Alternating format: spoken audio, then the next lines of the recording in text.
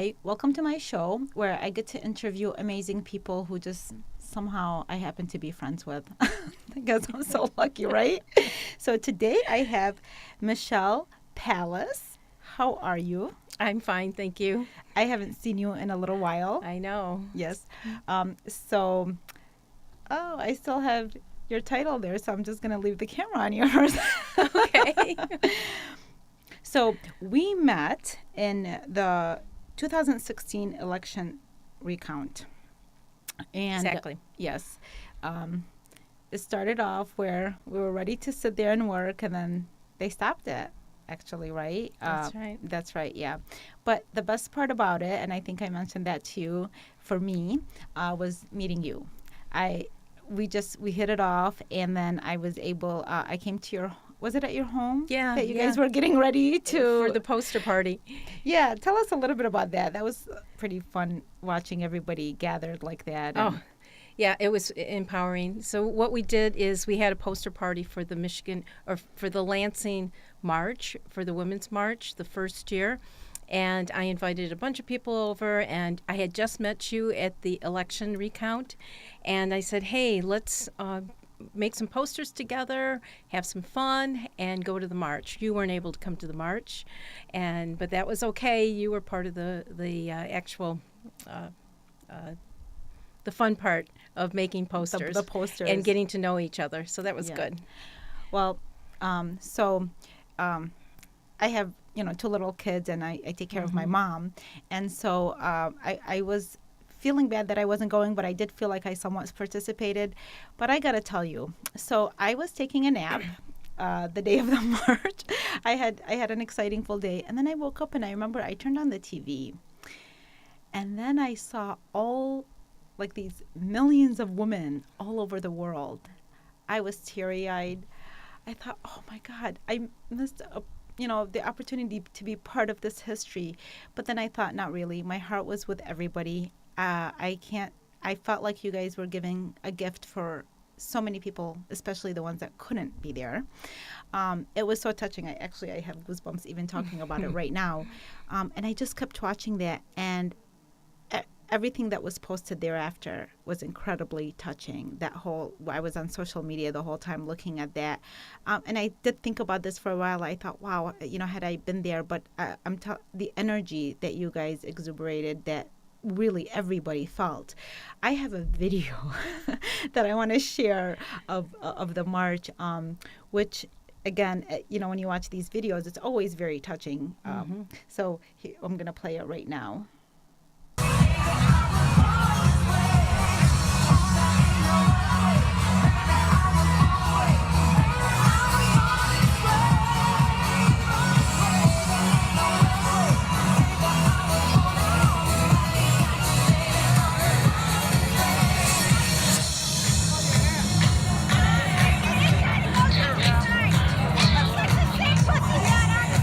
Don't be a drag, just be a queen. Whether you're broke or evergreen, your black, white face, your Latin, your Lebanese, your Orient. Rejoice and love yourself today, 'cause lady, you were born this way.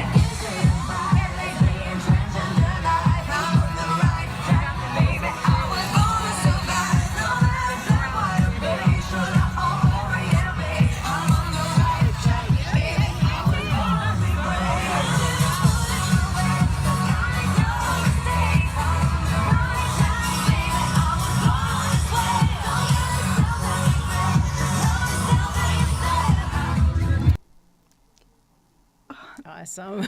What a great, incredible way to have fun and make a statement. Yeah. And I love that one man with the sign. I didn't realize until the camera went down that was a man there. And I give so much credit for the men that participated and supported the women in the march. Yeah, yeah. Oh, so here's what's happening is since you and I met, and that moment that we stood in that room and just felt the oppression, the election recount had been canceled, and it was like it did not make any sense. And I will never forget the gift that you gave me that day, talking about what oppression is, because I I had never felt anything like that, other than the fact that being a woman, I've had been held back in my womanhood, but I'll tell you, the feeling that we had together, and you explained your journey and the things that you had experienced in your life, and that opened a door to me. And I realized this is not normal. We need to fight. Our democracy's at risk. And since that day, I have been fighting for our democracy, and that's where my energy has been. But I'll tell you that it is not just the women, it is the men, and it is of all ages. And you saw that in that video just now, how people are coming together and the power around, just the power that combats every feeling I had that day that we met and talked about oppression. We are going to make a difference, and we are going to take back our country. Yes, well, I think that's why, like I said, when I woke up and I turned on the TV and what I saw, it represented what the United States is about. Mm-hmm. And it woke me up to that, because sometimes, even though I only lived the first 9 years of my life in Iraq, but you know what? That history stays in your system. That oppression from generations. It's not just from the time I was born. This is a generation issue that, for me, I had to work a lot to overcome. And I overcame it because of a lot of, of what's available in this country. And people believing in me, and people believing in my work, and people wanting me to go forward. And someone, for instance, like you, even somebody that you had recently met, Reverend Barbara Yarnell, same thing. We met, and it was a connection immediately. And then she understood things, and she felt, and there's a hand that extends, an invisible hand that extends itself to try to elevate one another. And when I saw those images, that's what they represented. And then I thought that, oh, well, we're not in Iraq. We're not in, this is not, this country is too liberated to allow any type of oppression. And yes, wow, for them. And for women to stand up to that, again, that was another symbol for me, somebody who can't do even, 2% of that in Iraq, to stand up for something like this and to come out and to do it in a safe way. There was no violence. It was such a peaceful. Oh yeah. Yes, absolutely. That mattered. That really does matter, because I don't, nobody really needs to go in the other direction. Everybody, that march, the women said, and the men that were with them said what they needed to say. And like we said, the music was fun. I mean, it was like, wow, this was a fun day. It was a blast. I wanted to have a blast with yeah, I know. So, but anyways, it does Yeah. signify a lot with what America is about. And I've watched you since then in your efforts to work. I mean, I remember we met one time to have coffee, and then you made it your full-time job. Yeah, that's right. You made it It's your my full-time life passion right now. Yes, and it kind of makes sense given what your book is about, because you're a leader and you work to help elevate leaders and to help them clarify their journey and to empower them, because obviously that's, the more leaders that we have, the more we can see these kind of changes and we can make the country what we want it to be. So I would like you, I want to show a little bit of your book here. So this is a memoir. Okay. So tell us a little bit about your book, and then also I'm just going to show this right here. This is a workbook that comes with it. Sure. Yes. Yep. So there's two things that happened, and I just want to tell you a little bit about. My goal was to just get my story down, to leave my legacy, to say, you know what, these are the things that have made me who I am. And so originally this was one book, and I had a writing coach that helped me, and I finished that book, and it had all the work incorporated in with the stories, but none of the stories were my personal story at that time. So she said to me, yeah, that's a good enough book. It'll support your consulting business, but I think you have a story inside of you that if you could share it with people, they would benefit from it. So I tore everything apart and started all over. And I did a couple things. I said, you know what? I need to ask myself, how did I learn these lessons?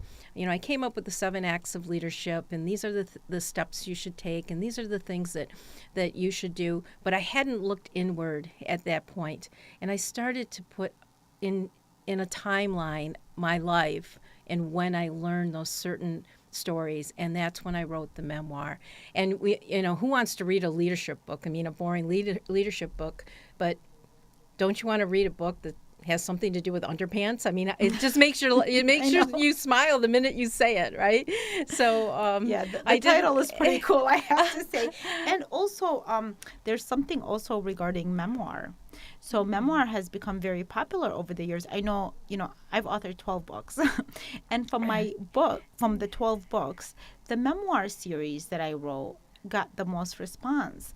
And it seems that people are gravitating more to what's real, what's authentic. They want to experience things through knowing who you are, so that there could be a trust factor, so that you're not really giving them a sermon and just lecturing them on their life. That's what it started out as. Yes. And a lot of books, with good intentions, people might explain the subject matter that they care about in that way. But people over the years, and I really believe that's why reality shows are so popular, because as crazy as they are, but people feel like, well, actually, some of the stuff happens in my house. Yeah, so I can relate to that, right? I can relate. I know people like that, And even during the elections, if you think about it, a lot of people even said this. They said, this candidate, he talks like we do. He doesn't BS. And there was that connection. And so I think making a memoir about leadership, especially as a woman, I think it gets to the heart of the person that's reading it more. And I know that from you've done a lot of speaking engagements regarding this work, and you're helping so many women, and it's not just women, but men as well. But because you're a woman, in that role, it's always inspiring when somebody can see what you can accomplish. It just automatically, and then they're reading, they can take what they're reading and translate it into their own life. I think the feedback I get is, especially from women, yes, it's an inspiration, and I'm very grateful for that, because that's the whole purpose, right? But the other part of the story is when men read it, and they talk about them being feminists, and that word feminist has always had this like really dark meaning to it in my youth, and now it's turned into a pride, to be a feminist. And you don't have to be a woman to be a feminist. If you're fighting for equality, then you're a feminist. And I've had, especially younger, Gen X and millennials come to me and say, I understand better what my sisters are going through, what my mother has gone through because of your book. And I'm so grateful for that, because that's exactly what the whole purpose of the book is to enlighten, right? To bring, open the eyes of people who just don't see the world the way that that women see it as they're growing up. So I feel like I've accomplished that goal. I think my next book will be about my activism and the work that I've been doing over the past year, and how important it has been to see people who really care, be surrounded by people who care about people. And I'm not saying that I haven't been, but in my corporate life, you just don't see it the way you do when you see people fighting for a cause and caring for each other and picking each other up, and just I really feel like I'm surrounded by a warm blanket, in a it's just I'm in the space I need to be right now, and I'm really satisfied with it. I really like your description of feeling that you're being embraced by this warm blanket. I feel the same way. I feel we all stepped up somewhat in our work. So I was more comfortable. I mean, I used to do things. I would go and do readings, some workshops here and there. But I felt that, that's really not enough. And what I'm doing is I'm kind of being more comfortable by being behind my computer and writing my books, and trying to touch people through that.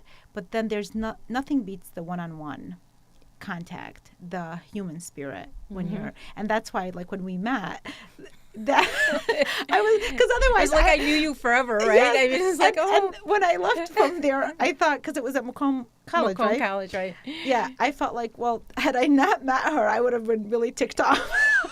I know. Because that's the only thing, I mean, the experience was wonderful. I got to tell you something about that, because now that we're talking regarding even just the human aspect. So, at the recount, so they had each, if you were from a certain party, and then they had 2 Republicans there for each person that was going to do the recount, and that they're supposed to, like, keep an eye on each other or something. Yeah. I don't know how. So, and that day really signified something for me, because I thought, I'm here to listen, and I'm going to listen. And we had the most, during the time that we weren't doing nothing, we were waiting, Just to waiting. find out what's going to happen. We were going to get kicked out. We had a big conversation, and I thought, there was a lot of things going on, because while you were watching and kind of you want to change things, but at the same time, you could tell something good was happening as well. For instance, for me, I thought, I'm going to listen to this person. And I just really allowed him, and I embraced his conversation. And then, and it was very healthy. I walked out, and because I was noticing some of the things that some of the descriptions that other people had about what they felt. They felt they weren't heard. They felt this. They felt that. So I said, let's be that. Okay, if we want to create a change, instead of just complaining, and this is why I think I love what you do and watching you, 'cause it's so inspiring, because you're not just there complaining about any situation. I'm not just talking about on a political level, just in anything. All I see you is doing things, moving, going this way. And it's so fun watching you. It really is. So that day when I was there, I had the opportunity to meet a man that we talked in depth about what he thought. We shared a great conversation. We didn't continue our connection the way I did with you. Then when I was leaving, it was like the lunch break, I met you. Yeah, and that's you right. listened to me. I listened to him because he wasn't really going to listen to me. I was giving him that space. Right. But then when I came out from the auditorium, and when I met you, you listened to me, and I felt that. And so it goes back and forth. And then we continued our connection. And so, so I really think it's a wonderful thing what you're doing. It's a great gift.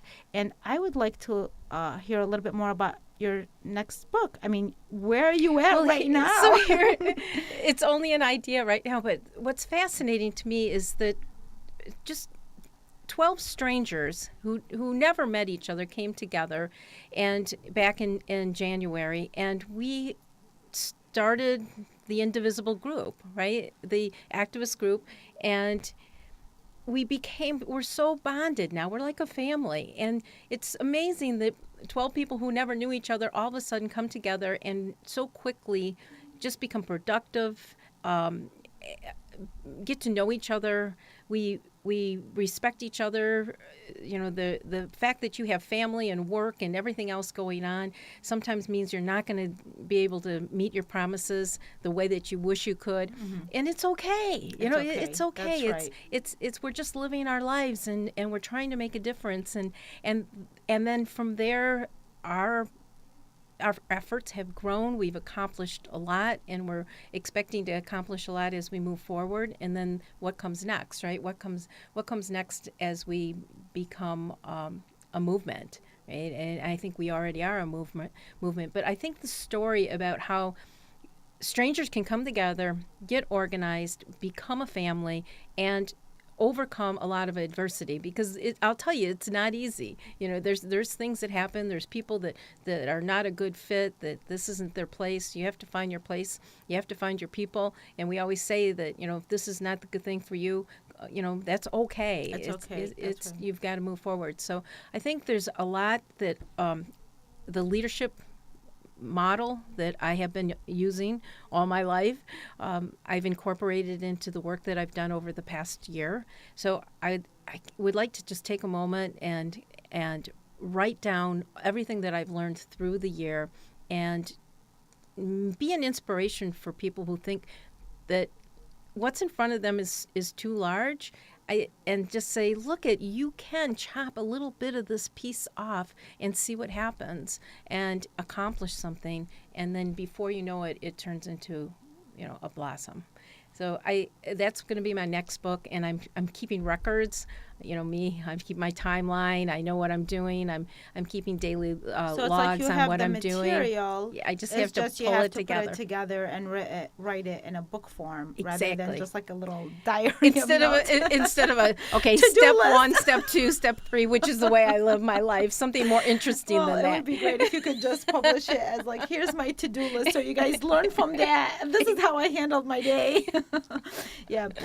You were saying regarding the effort and the large tasks, and it's true. Sometimes that's how I feel. I feel like, am I doing too much? And then, but then I realize that any task can feel great, especially when you first start it.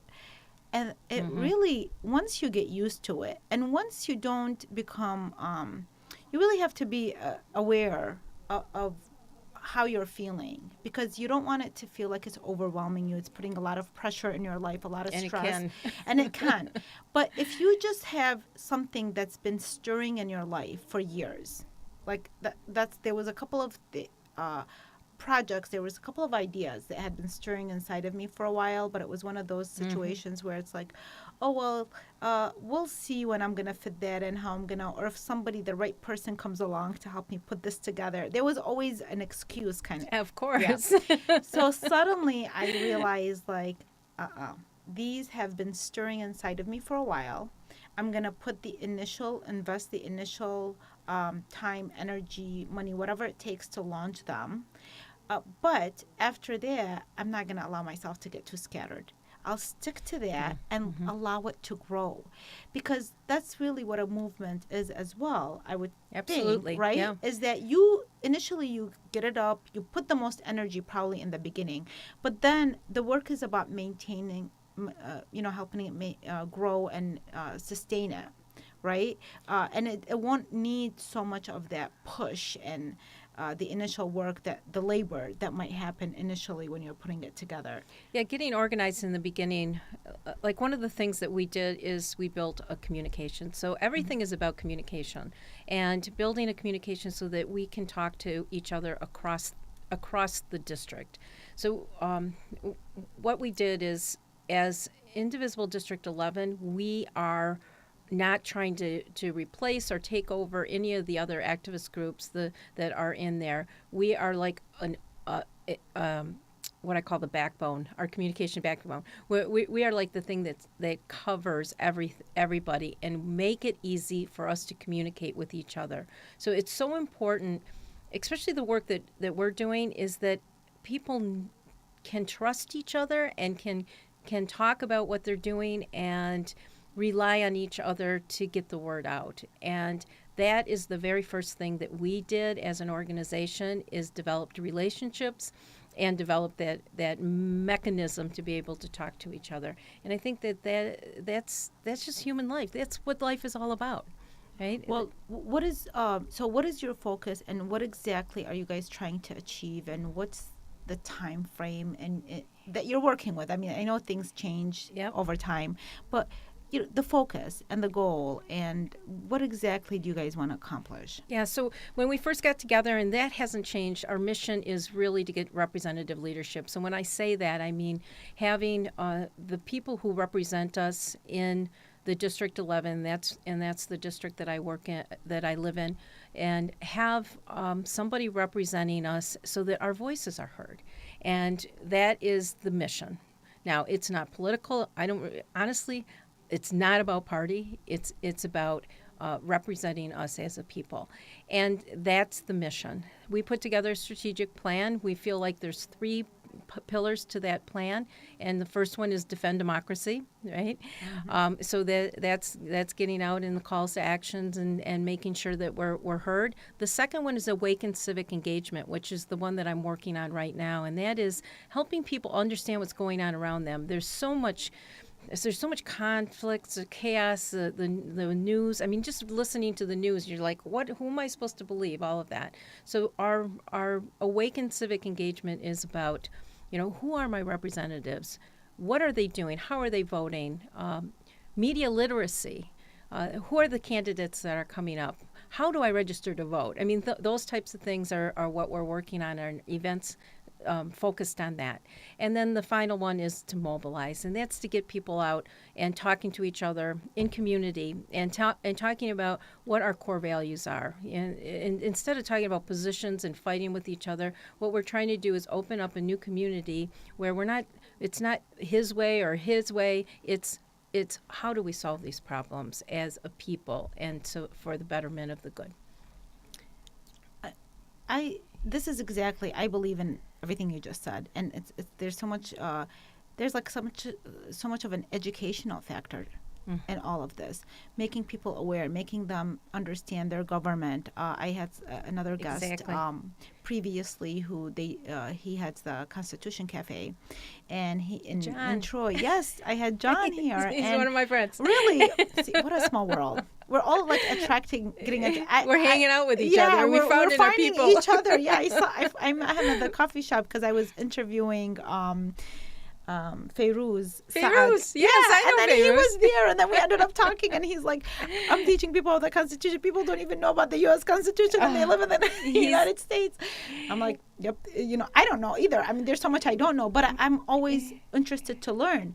And I know that when I did attend the Constitution Cafe, I really enjoyed that people's engagement, just people listening, and I like that he has a different, totally different audience, but it's getting people involved and interested in these Exactly. and this type. So in any kind of way, and I like how you said it's not about what party, because really the name calling, the on either side, and whoever is doing this. I'm done with that. Yeah, I'm done with that too. I stopped, I don't know when it was, earlier this year. No, it was actually last year. I stopped posting anything regarding, I detached. And it wasn't because some people think for business. I detached because I realized it was interfering of my bigger objective. And I want unity. I'm about peace, love, unity, not about creating this kind of division, name calling. We're not going to get anywhere with that. And honestly, whatever you're seeing in the media is not necessarily happening in your hometown. Exactly. I see loving people in my neighborhoods, caring people. I mean, look, I run into John from the Constitution Cafe at the Panera Bread. I see you. So whatever is happening, and how the fear that's kind of sometimes implanted through the media outlets, unfortunately, whatever the intention is or isn't. But really, when you go out there and you learn what your community is about, that's what it's about. But people like you are making it easier for others to find ways that they can learn about this. I hope so. Yeah. So, well, these guests, my guests, because they're friends, and I don't get to see them as often as I would like. So I never want to end the interview. Well, I want to, before you end the interview, I want to give you this. This is a stone heart. It's been designed. It is the thing that I give to people who have done such a good job in their leadership skills, and it's my Act 5, which is That is so beautiful. So Act 5 is care, and that's a leadership trait that differentiates people. And that stone was part of the free trade. Are you familiar with the free trade? Yeah. So women around the world who have been oppressed they're part of an economic system where they can make goods and have them sold, so it keeps them out of alternative ways of making money. So there's a store in Kentucky that I go to, and I pick up these hearts, and they make these hearts for me, and I give them to people who show leadership, and I thank you for your leadership. Oh, you're such a sweetheart. Thank you so much. You're welcome. Thank you for coming on the show and for getting me this beautiful gift. I love it. And we need to stay in contact more. Absolutely. Yes, especially after, we're on the same path, just in different ways. So thank you. I really appreciate it. And I'll see you again soon. And you know what? People need to get Michelle's book. really, because she's a leader. She's going to be continuing to be a leader, and she's pulling other leaders along with her. So, Yeah. yes. Thank you. Thanks.